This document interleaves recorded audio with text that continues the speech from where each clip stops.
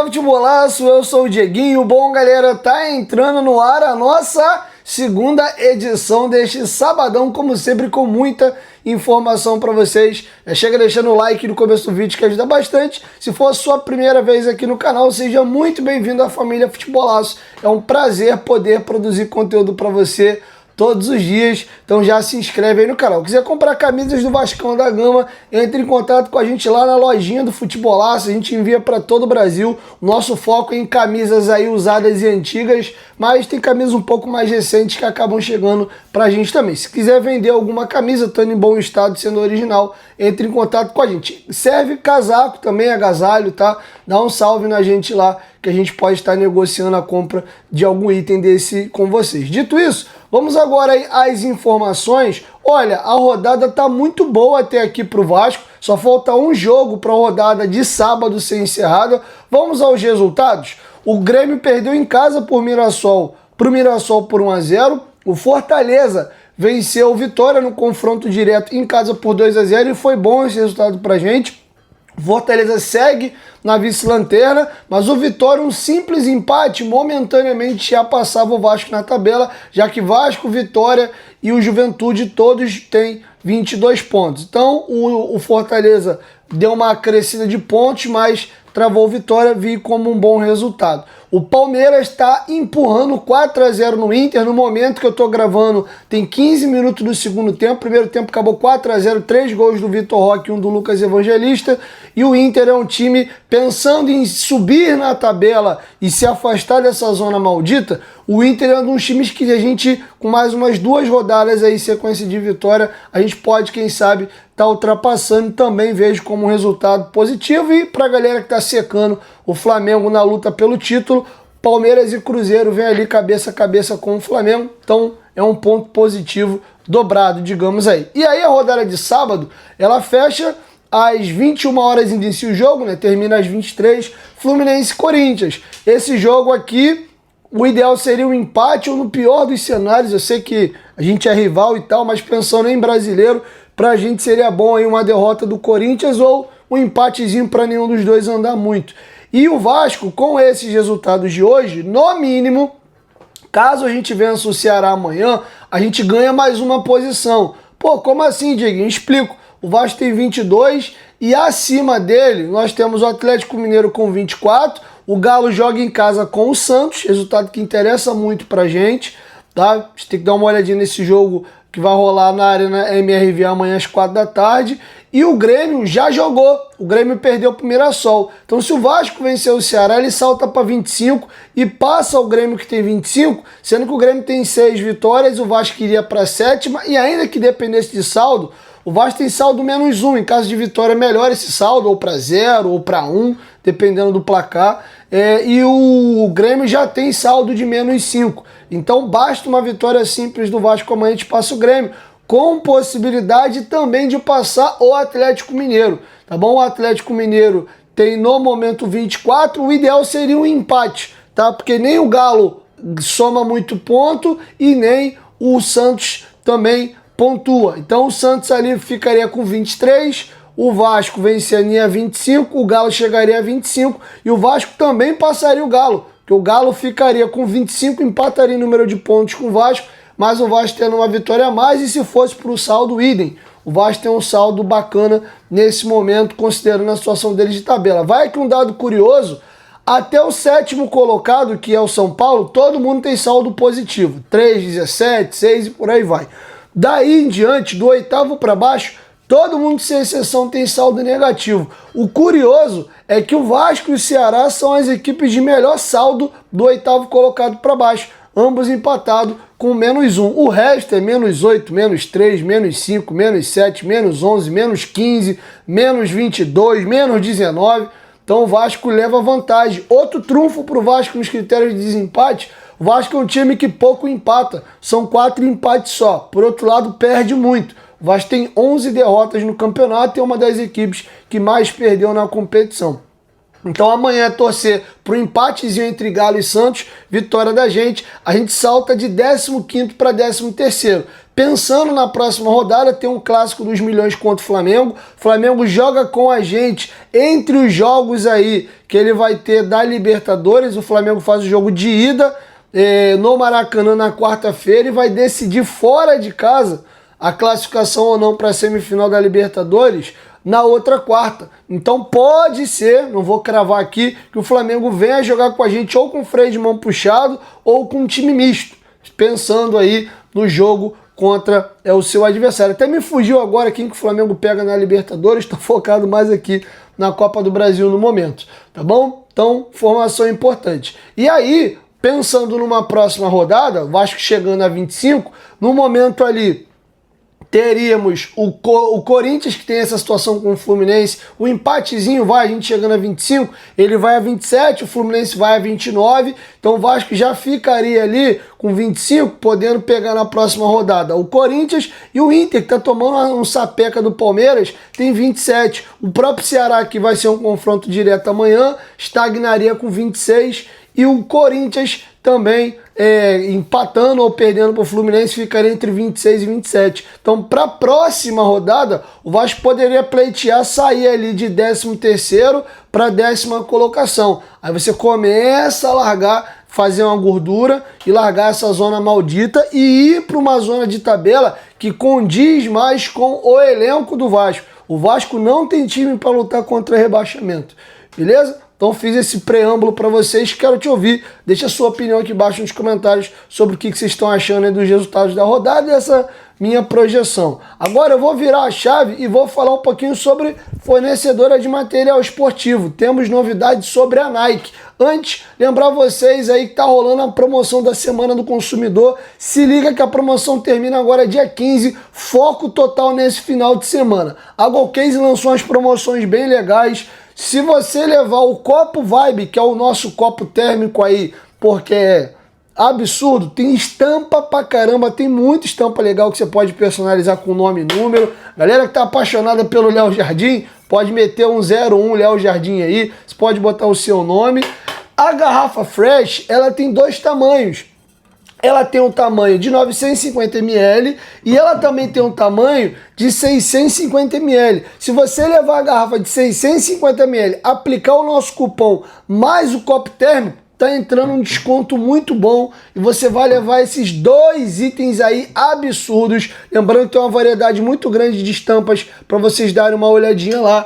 Vai estar saindo nesse momento aí os dois itens, vindo inclusive com um brinde da base de silicone por R$ 256, tá? Vai estar saindo por menos aí de R$140 os dois itens para vocês. Lembrando, galera, que são produtos oficiais e licenciados. Você adquirindo ainda ajuda o Vasco.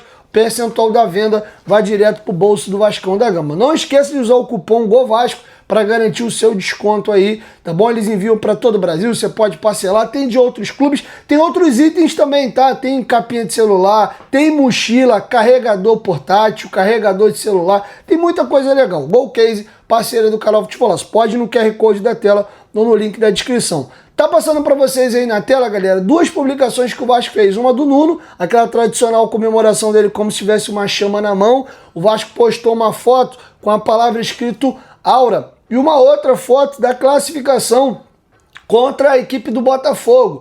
E se você é um fã da Nike como eu, você já pescou a referência. Esse tipo de postagem, principalmente a dos jogadores comemorando a classificação, tem as fontes e a imagem, digamos assim, que a Nike usa, o estilo de publicação da Nike. Então o Vasco mais a Nike já estão devagarzinho trabalhando com mensagem subliminar. O Vasco está sob contrato com a capa, mas já está dando um spoiler. Até peguei algumas publicações da Nike para vocês darem uma olhada e comparar a fonte e a maneira como a Nike faz as postagens dela, tá? Então, tá muito próximo. Nós estamos vivendo aí os últimos meses da capa no Vasco. Já para janeiro, devemos estar vestindo Nike. Um pouco até diferente. Normalmente, o Vasco só troca o uniforme entre os meses de abril e maio, né?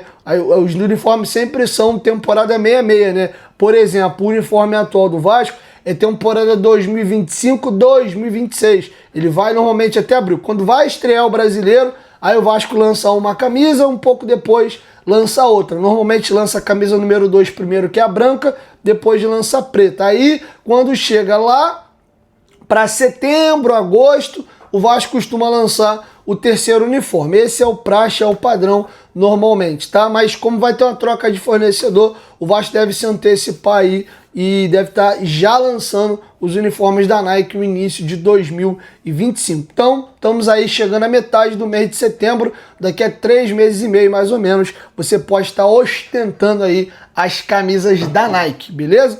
Tá feito o registro para vocês aí, quero te ouvir. Tá animado com a chegada da Nike? Deixa a sua opinião aqui embaixo nos comentários. Para finalizar, galera, queria ir na entrevista coletiva do Fernando Diniz para a gente poder fechar alguns temas que acabou que eu não falei com vocês e eu acho muito importante. Quais temas são, Dieguinho? Vamos voltar no jogo ainda, porque o Diniz foi questionado sobre alguns temas. Primeira situação, por que o Matheus França foi o escolhido para entrar na vaga do Felipe Coutinho? E o Matheus França mostrou visivelmente não estar na melhor forma física. O Diniz vai explicar.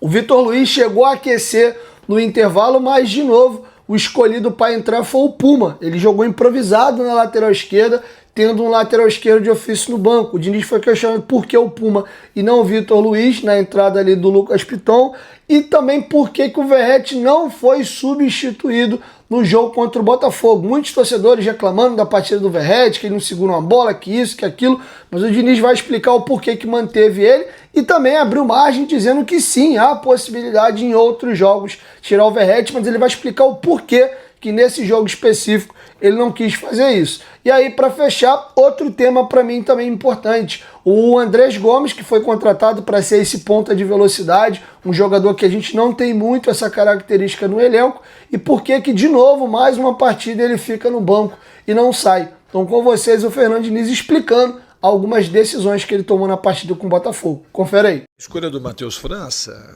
se a gente não colocar o Matheus para jogar, ele não vai ganhar ritmo nunca também, né? Mas ele é o jogador da posição do Coutinho. E é o que está treinando para aquela posição, que foi contratado para jogar. Obviamente, podia ter colocado, fazer um outro tipo de alteração, mas eu achei que o Matheus, pelo que ele produziu nos treinamentos, pela expectativa que a gente tem nele, pelo jogador que eu aposto muito que ele vai ser, que foi uma contratação que a gente tem muita convicção na contratação do Matheus. E ele ganhando mais condição física, ele vai produzir bastante. É um jogador que, 2 anos que ele está no Crystal Palace, ele tem uma minutagem muito pequena. Então é natural que ele sinta um pouco nesse reinício dele de retomar com mais minutagem, dele não sentir um pouco mais travado. Meio natural isso, mas ele deu a contribuição dele, teve muita personalidade para bater o pênalti. O Puma já tinha feito um jogo muito bom contra o Atlético Mineiro, fez uma partida muito boa, na minha opinião, e tem treinado muito bem. O critério foi que eu achei que, para o time, o Puma é um jogador que eu gosto, um jogador que tem características muito importantes. Acho ele um jogador de nível muito alto, ele é um jogador forte, ele é um jogador grande, ele é um jogador técnico, ele é um jogador que chega muito bem ao ataque. E dizem aí as más línguas que ele é um cara de deficiência na marcação. E isso às vezes se confirma, mas é uma coisa totalmente corrigível. Porque pelas valências físicas que ele tem, pelo gosto que ele tem de jogar futebol, a parte que ele é mais deficiente, ela é mais fácil de ser corrigida. E esse está sendo o meu trabalho com o Puma. Acho que ele fez uma partida defensiva hoje muito interessante. Não sofremos nada lá. Claro que o Nuno Moreira hoje fez uma partida brilhante na parte tática. Além de fazer o gol, ele foi o cara que mais se dedicou, que ele ficou ali praticamente de auxiliar de lateral, que era uma maneira que a gente tinha de poder travar o Botafogo, que ele era muito forte daquele lado ali. E o Puma entrou e foi muito bem na marcação e foi muito bem no ataque também. Então ele fez uma partida muito boa, mas não foi uma aposta. No fundo, ele tem treinado, o Vitor também tem treinado, e eu achei, tanto no jogo do Atlético como hoje, que o Puma encaixaria melhor para o time nesse momento. Isso poderia ter acontecido, pode acontecer em algum momento, mas o Verratti ele é muito importante taticamente. Se você reparar no jogo todo, esse time do Vasco é um time que sai curto e faz muita bola longa. E ele disputou todas as bolas com os dois zagueiros. Brigou em muitas dessas bolas dele brigar, caiu no nosso pé e a gente conseguiu ter posse, promover ataques rápidos. Então ele também é outro que fez um papel muito importante. E na marcação ele é um cara que mais se dedica, embora tenha a idade que ele tem. Se pegar o GPS, provavelmente ele foi o jogador, se não foi o que mais correu, sempre os que mais correu. Ele era um cara importante na bola parada e ele era um cara que ia bater pênalti. O jogo tinha uma cara de pênalti. Então ele tinha muita coisa em jogo para tirar o Veguete hoje. Não era um jogo comum. Obviamente que um dia ou outro ele pode sair para o ataque ficar mais rápido, não tem nenhum problema. É uma possibilidade. E quem pensa desse jeito não está errado. Mas ele hoje tinha uma função que eu achei que ele tinha que ficar no jogo até o final. Em relação ao Andrés Gomes, é o seguinte, se eu te perguntar assim, você deve ter gostado da partida do Ryan. E o natural, igual você fala assim, seria meio era natural. O Matheus, aí atrás não foi muito natural, mas foi natural o Matheus entrar no lugar do Coutinho. Natural o David entrar, que é um jogador de velocidade, no lugar do Nuno, que a gente já pôs velocidade. E seria natural o Andrés Gomes entrar no lugar do Ryan. Mas o Ryan hoje, eu acho que é um jogador que tem mais poder maior de decisão do Brasil. Se ele não for o que tem mais, ele está entre os caras que pode mais decidir um jogo. Como ele quase decidiu o jogo no primeiro tempo, no segundo tempo, por conta da juventude que ele tem, da qualidade, da poder de finalização. E ele vive um momento especial. Eu podia ter colocado o Ryan de centroavante? Poderia, mas eu já expliquei as razões que o Veguete tinha que permanecer. Então, e no Andrés Gomes não é que ele está aqui um montão de tempo sem entrar. Ele não entrou em 2 jogos, ele não entrou contra o Sport, não entrou agora. Porque eu achei que hoje estava mais confortável do jeito que a gente fez. Porque ia mexer na parte tática, a gente não sabe se ele ia entrar no jogo, porque você não sabe como é que ele reagir. Ninguém sabia se o Matheus França ia entrar bem, entrar mal, a gente não sabe ainda qual o nível que o Andrés Gomes está. No treino está treinando cada vez melhor. É um jogador que eu tenho muita confiança que ele vai ajudar muito o Vasco também. Bom, vou dar meus centavos de contribuição sobre as falas do Diniz. O Diniz, para mim, ele faz 2 pesos e 2 medidas com relação às respostas que ele dá do Matheus França e do Andrés Gomes, que é a última. Ele fala, olha, o Andrés Gomes tem melhorado nos treinamentos, eu não tenho dúvida nenhuma que vai ajudar o Vasco, mas é um jogador que eu ainda não sei como é que ele vai performar e tal, é um cara que vem de uma inatividade, teve algumas contusões no Rennes, sendo que o Matheus França, ele explica que o cara quase não jogou nos últimos 2 anos, teve um caminhão de lesão, visivelmente dá pra ver que ele tá fora de forma, mas ele fala, como é que ele vai ganhar ritmo? Jogando, então a gente vai colocar ele nos jogos.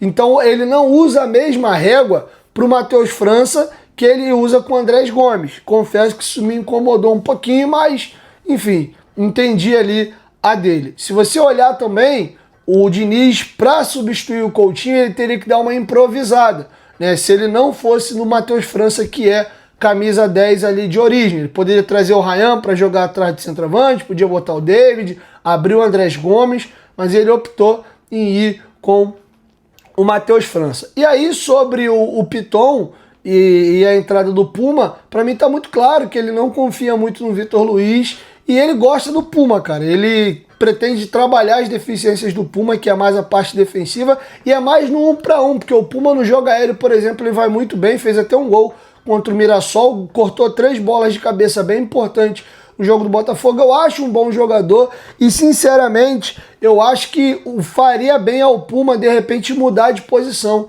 Eu não sei se jogar de segundo volante, ser um meia, um ponta, mas, de fato, ele é muito bom do meio para frente. A jogada, por exemplo, do gol do Vasco contra o Sport, que abre o placar do Nuno, é toda dele. Rouba a bola, antecipa, dá no Ryan, passa para receber, rola a bola para trás pro Nuno chegar batendo e fazendo gol. Ele é muito bom do meio para frente. Ele realmente complica, às vezes, a gente ali um pouco do meio para trás, né? É um cara que não é muito veloz, que não precisa correr para trás para recompor, quebra ele um pouquinho, mas é um jogador que indiscutivelmente tem muita qualidade, bate bem na bola, chuta, é um cara que dificilmente toma decisão errada, quando é pra tocar chuta, quando é pra chutar toca, ele perde pouco a bola, não é um cara que fica afoito e a galera toma a bola dele com facilidade, é um jogador de Copa do Mundo, de seleção uruguaia, então acho que é um jogador que de repente falta achar uma posição diferente para ele, porque ele joga numa posição que fica muito longe do gol, ou para chegar próximo do gol ele tem que andar muito para frente, depois muito para trás,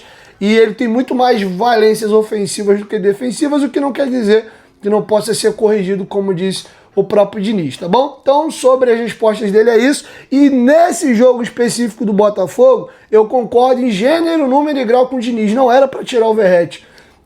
Tinha disputa de pênalti que estava muito na cara. O jogo para a retinha final, quando você está com dificuldade, rola um pouquinho de bola alçada na área e o Vasco poderia ter ganho o jogo com um cabeceio dele. E o Botafogo, no abafa também, começou a abusar de bola aérea. E o Botafogo tem um time, meu amigo, uma cavalaria, jogadores muito altos. A zaga deles é grande pra caramba, o centroavante deles é grandalhão. No final eles terminaram o jogo de novo com 2 atacantes, o Arthur Cabral e o Cris Santos.